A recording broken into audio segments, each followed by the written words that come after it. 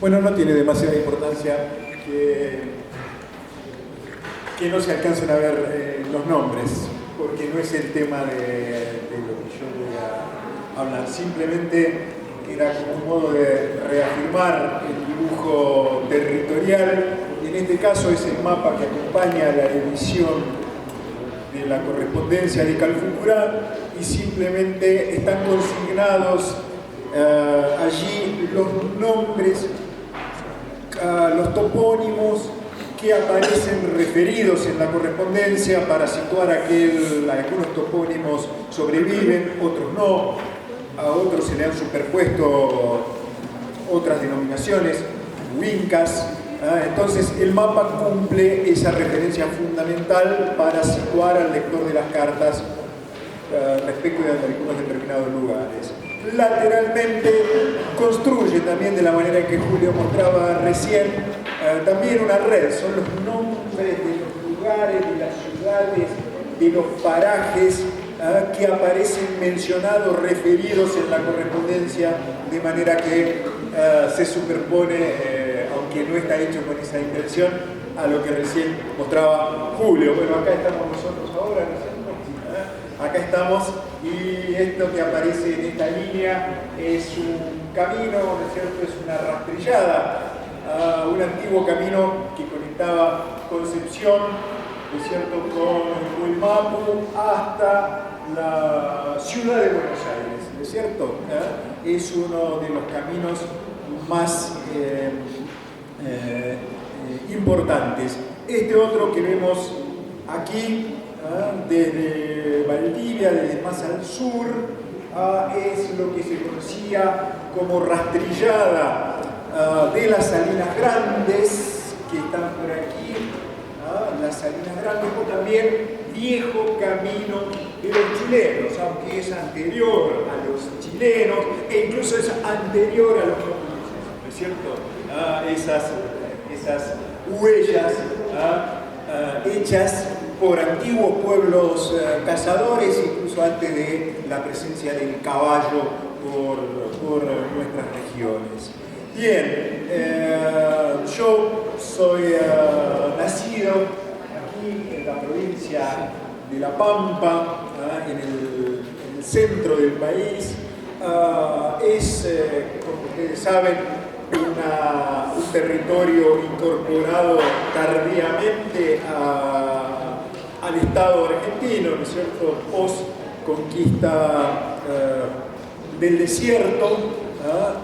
Digamos, desde esta línea verde hacia arriba se extendería la vieja nación argentina, el límite de la provincia de Buenos Aires era el famoso río Salado, que desemboca en el Atlántico. Hasta aquí llegaba la frontera fundamental de la que nosotros vamos a hablar en nuestra ponencia. Bueno, estamos hablando de este tema, vamos a hablar de Toki Calfucurá. Ustedes en Calfucura, nosotros lo acentuamos como palabra aguda, Calfucurá, ¿no es cierto? Nuestra lectura de la onomástica en general tira los acentos hacia el final de la palabra. Digo que vamos a hablar del Toki en un momento muy emblemático. Ustedes saben que durante la conquista del desierto su tumba fue profanada, como la de otros jefes mapuches. Fueron sustraídos sus cráneos, en parte como objeto de estudio, en parte como botín de guerra, y muchos de esos cráneos luego fueron depositados en el emblemático Museo de Ciencias Naturales de la ciudad de La Plata, museo fundado por el ilustre Perito Moreno, que mencionaba recién acá Julio, amigo, ¿no?, de Salhueque, ¿cierto? El cráneo de Calfucurá está todavía allí en el Museo de La Plata. En nuestro país hay, a partir del inicio de este milenio, una ley de restitución a las comunidades de esos restos cautivos en el Museo de La Plata. Se han realizado desde ese entonces muchas restituciones a las comunidades. Y el caso de Calfucurá es el más emblemático porque es el personaje más importante, más descollante, ¿no es cierto? Es una de las grandes figuras, no solamente de la historia mapuche, sino también para nosotros de la historia nacional argentina, ¿no es cierto? No podemos hablar de la historia argentina sin hablar de Calfucurá, ¿no es cierto? En estos momentos se está adelantando a partir de consensos en los que se ha avanzado, porque son varias las comunidades que reclaman, ¿cierto?, esos restos de Calfucurá del museo. Se está generando una reunión muy importante ahora el 21 de septiembre en la ciudad de Santa Rosa, La Pampa, y allí se ha firmado un acta donde hay consenso de que vuelva al lugar de donde fue sustraído.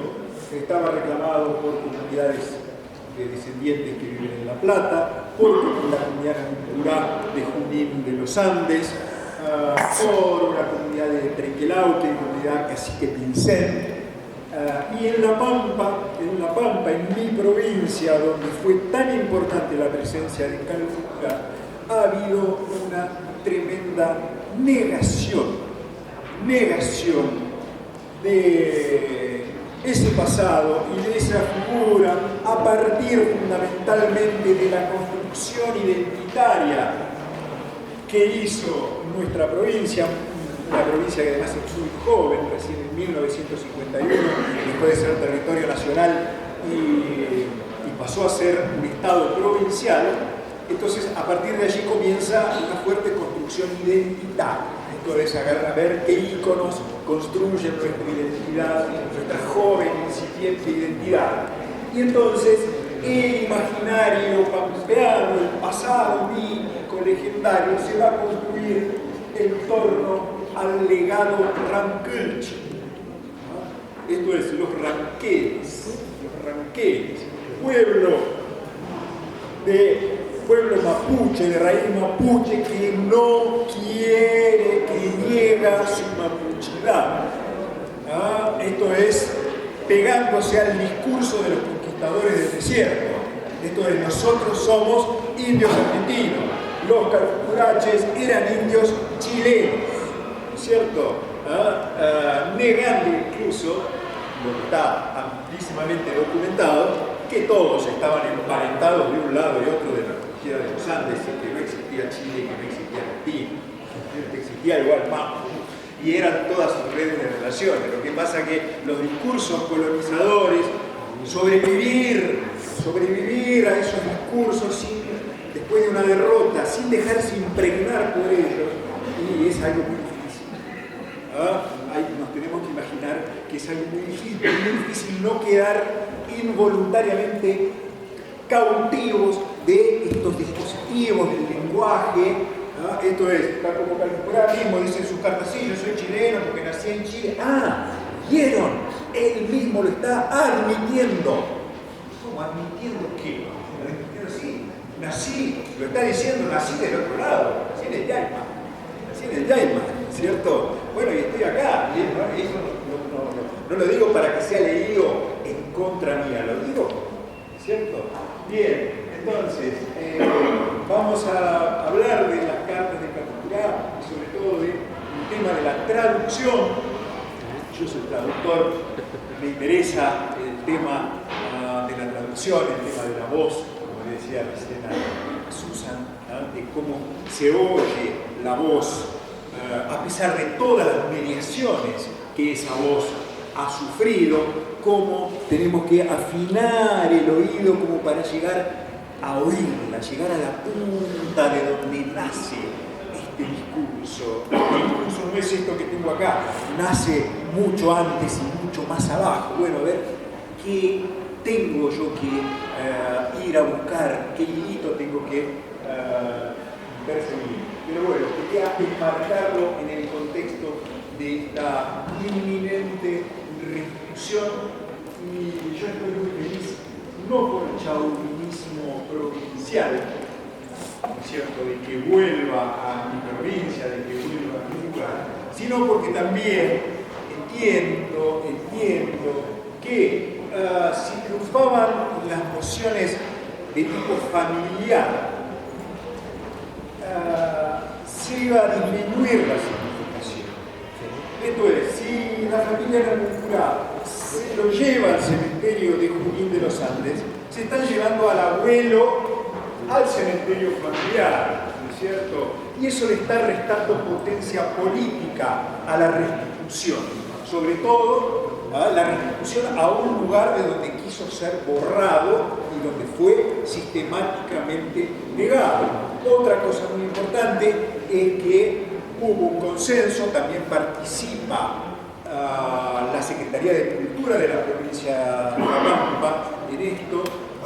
Hubo consenso en que esa restitución, que además se va a hacer a través de un camino del toque, que va a haber que decidir en términos de lugares más emblemáticos, con paradas ceremoniales antes de que llegue a su lugar definitivo, que toda esta restitución sea acompañada con material didáctico, ¿no es cierto?, con material para los colegios y de difusión pública, ¿no es cierto?, también para limpiar una figura que ha sido mancillada, ¿no es cierto?, por la historiografía oficial. Esto es, no solamente lo vamos a llevar para enterrarlo y hacer una ceremonia allí, sino que también ese regreso sea también en términos de devolver una identidad, ¿no es cierto? Bueno, yo iba a hablar de la idea del concepto de frontera, porque por lo menos en nuestro país la lucha entre mapuches y blancos se la llamó guerra de fronteras, ¿no es cierto?, que es una palabra un tanto capciosa, ¿no es cierto?, como si se tratara allí de una línea en disputa entre dos parcialidades que la pretenden, que tienen pareja legitimidad, ¿no es cierto?, cuando en realidad se trató de un avance predatorio, ¿no?, del Estado argentino sobre tierras que no le pertenecían, ¿no es cierto?, ¿no?, sobre tierras que eran mapuche, como hemos estado hablando aquí, que queda demostrado por la topografía, lo románico, de todo lo que ya han mencionado mis compañeros. Un avance predatorio del Estado argentino. ¿Por qué? Porque, digamos, durante la época de los virreyes, bueno, el virreinato del Río de la Plata, ustedes saben que fue una emergencia muy tardía, eran tierras que a los españoles no les interesaban demasiado. Recién en la década de 1770 solamente vivió 3 décadas, 3-4 décadas el virreinato del Río de la Plata. No les interesaban a la corona española, no habían demasiado provecho, ¿no es cierto?, en estas pampas, donde solo había indios, alimañas y ganado cimarrón. Esto es, millones de cabezas, ¿no?, de ganado cimarrón.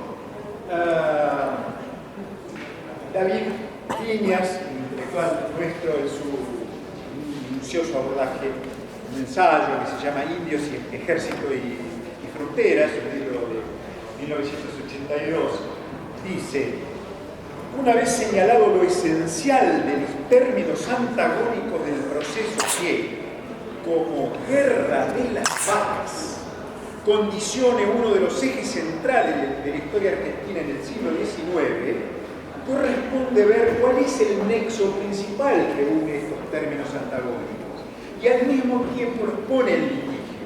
Diría, el campo de batalla y el botín en los que coinciden, se enfrentan y polarizan indios y hombres blancos. Previsible. ¿Cuál es el campo de batalla y el botín? Las tierras donde se desplazan miles de cabezas de haciendas y marrón. Esto es, ese es el escenario, ese es el botín. Por eso William la llama la guerra de las vacas. Ese es el nombre. Antes, podemos decir que la llamada guerra de fronteras o guerra de las vacas se va a extender desde 1820 hasta, digamos, 1885, que es con la entrega de Cacique Sayhueque, donde del lado de Puelmapu se considera cancelada la campaña del desierto. De manera que son 65 años. Que no son 65 años cualquiera, son los mismos años, y esto no es casual, donde se están llevando a cabo las guerras civiles.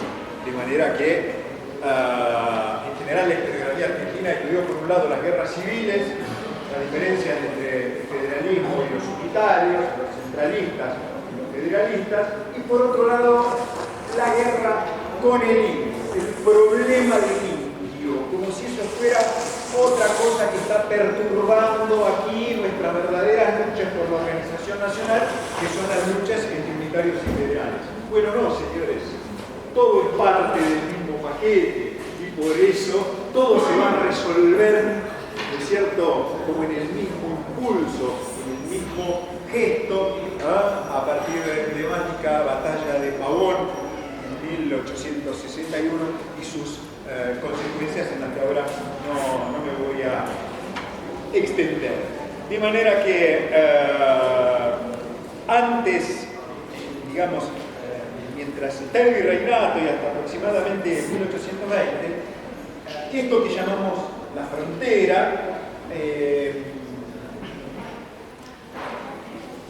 no importa demasiado.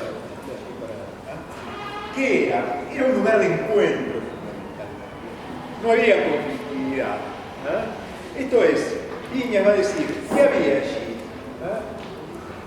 Había fortines, había fortificaciones, pero eran cuasi testimoniales y eran lugares que eran auténticas ferias donde plumas, quillangos, mantas, ponchos y pieles se intercambiaban por hierba y azúcar en las etapas de bonanza, corroborándose toda esa franja intermedia, densa, matizada y fecunda, donde realmente se lograba una convivencia muy contradictoria, desde ya hasta por sus recíprocos espionajes, pero donde ninguno englutía al otro, ni nadie se pretendía asimilar, de manera que hasta que empiece a cobrar fuerza la expansión blanca, huinca, fuera de los límites de la frontera del Salado, realmente a partir del desarrollo de lo que llamamos estancias. Esto es estancia, estar en la tierra, las estancias que luego van a derivar en latifundios, o sea, aquí lo llaman, creo que fundo sería una palabra aquí más o menos análoga a la idea de estancia, ¿cierto? Las estancias, estar en la tierra. Antes, los grandes señores de la ciudad de Buenos Aires organizaban vaqueadas. El cabildo le daba una licencia para que salieran a cazar vacas. Se arriesgaban, se tenían que meter, pero salían allí con una pequeña a cazar vacas. Cuando empieza a ralear el ganado cimarrón, empiezan a ver la necesidad de estar en la tierra para tener el propio ganado, acrecentarlo, y allí es donde comienzan los problemas, donde la frontera empieza a moverse, se cruza la línea del Salado, y esto es el inicio de un proceso que va a ir ciñendo, ¿no es cierto?, a lo largo del siglo, el anillo, ¿no es cierto?, sobre las distintas psiques, tienen hábitos, se van contagiando los hábitos. Las demandas fundamentales, ¿cuál es? Hierba, azúcar, las demandas de los caciques, ¿no es cierto?, hierba, azúcar, ginebra, ponchos ingleses, botas. Esto es hay una descripción de Mariano Rosas, el cacique Mariano Rosas, Mariano Michihuinca, Mansilla, los indios ranqueles, dicen: Mariano Rosas se viste como un gaucho, paquete pero sin lujo. A mí me recibió con camiseta de Crimea, modoré, adornada con trencilla negra, pañuelo de seda al cuello, chiripal con inglés, calzoncillo con fleco, bota de becerro, tirador con 4 botones de plata y sombrero de castor fino con ancha cinta colorada. Ancha cinta colorada. Capturá a menudo pide cintas y banderitas punzón, porque era la divisa de la federación, ¿cierto? Entonces, como por supuesto que los paisanos estaban más cerca de la idea federal, Calfuera en una de sus cartas dice: yo tengo sangre colorada federal, porque esa es la causa que yo he abrazado. No como los porteños nuestros, de Buenos Aires, unitarios, centralistas, dicen que hasta las puertas las tienen pintadas de verde y azul, ¿no es cierto? De manera que la cinta roja en el sombrero de Mariano, bueno, en las tonterías, por supuesto que viven gauchos, cautivos, desertores, refugiados de toda suerte. Son numerosos los comerciantes que van a los toldos a llevar su comercio, a vender, a intercambiar, ¿no es cierto?, en épocas de paz, ¿no es cierto? Son numerosas las partidas de indios que van a comerciar a las ciudades, ¿no? A Bahía Blanca, a Sur, a Río Cuarto, ¿no es cierto?, Río Cuarto, y las fronteras ranqueras, el sur de Córdoba, Sur, Bahía Blanca, la frontera, ¿cierto? De manera que, bueno, todo ese mundo es lo que configuraría la frontera, no una línea de puntos, sino ese espacio vital y amplísimo de intercambio, ¿no es cierto? Bueno,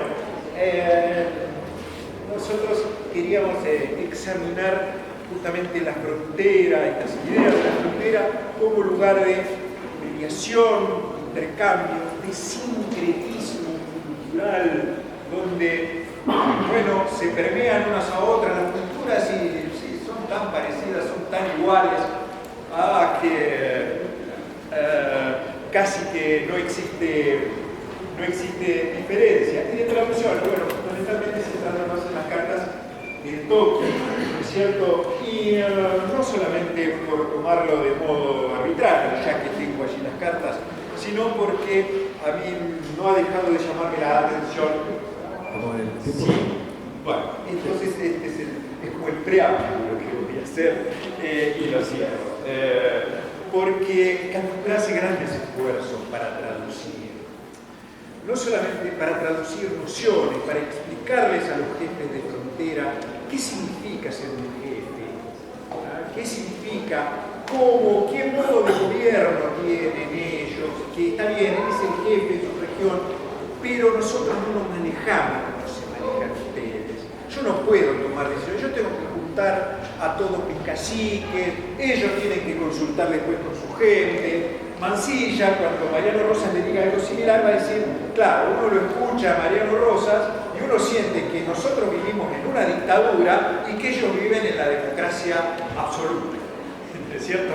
Traduce Mansilla. Uno escucha y dice, claro, qué bárbaro, ellos no pueden levantar un dedo y tomar la decisión. No, hay que consultar, esto es, así es como...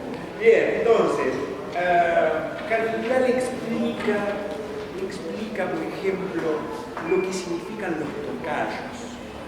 Dice, para nosotros los tocayos son muy importantes. Pero ustedes tienen un sacramento importantísimo, que es el bautismo. Nosotros tenemos algo parecido. Y un maestro que viaja a las Salinas Grandes cuenta una ceremonia, un catancahuín, y lo llevan ahí a que le iban a abrir las orejas a un muchacho. El maestro cuenta, bueno, llegan, ven todo el despliegue que hay, ven al padrino, hay un montón de padrinos, el padrino principal, que es el que le va a horadar las orejas, y después él se hace un tajo en la mano. Y Calfucurá le dice, eso se lo hacen para ayudar a sufrir a la criatura. Y para demostrarle cariño, porque están sufriendo por él. Calfucurá le explica qué significa y por qué razón.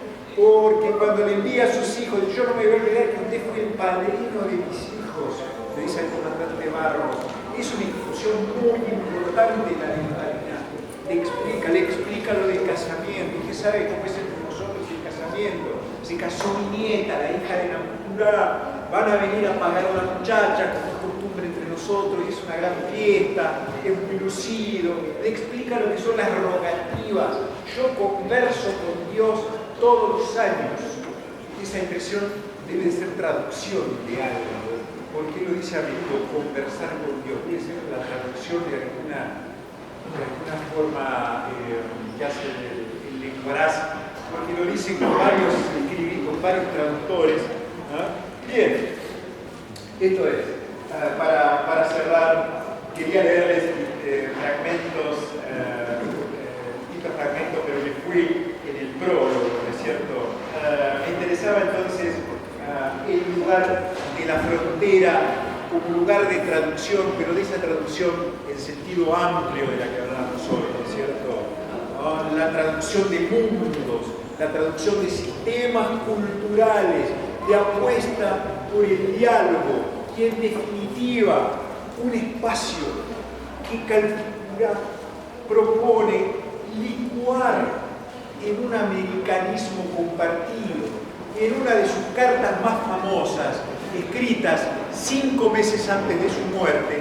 Es una carta dirigida al entonces presidente Domingo Faustino Sarmiento, el ideólogo más orgánico, ¿no es cierto?, del exterminio aborigen. Y Calfucurá le dice, usted es americano y yo soy americano. Si tenemos una guerra extranjera, si vienen los extranjeros, ¿quiénes nos vamos a ayudar si no nosotros? Yo luché mucho por la causa de la patria, yo luché con el coronel Bulnes en Chile en el año 18, y explica todo el derrotero. Y le hace una apelación americanista, superadora. Y uno ve hoy los avances sistemáticos que ha habido contra la integración latinoamericana, ¿no es cierto? El neocolonialismo que sufren nuestros países, esto es las multinacionales sobre nuestros países, ¿no es cierto? La extranjerización pavorosa de la tierra, por lo menos en Argentina, la extranjerización de la tierra, y uno escucha esta voz de Calfucurá Sarmiento, ¿no es cierto?, a comienzo de 1873, y dice, bueno, caramba, tristemente las profecías del Toqui no eran palabra única, sabía leer la realidad. Bueno, lo dejamos por aquí, el resto lo van a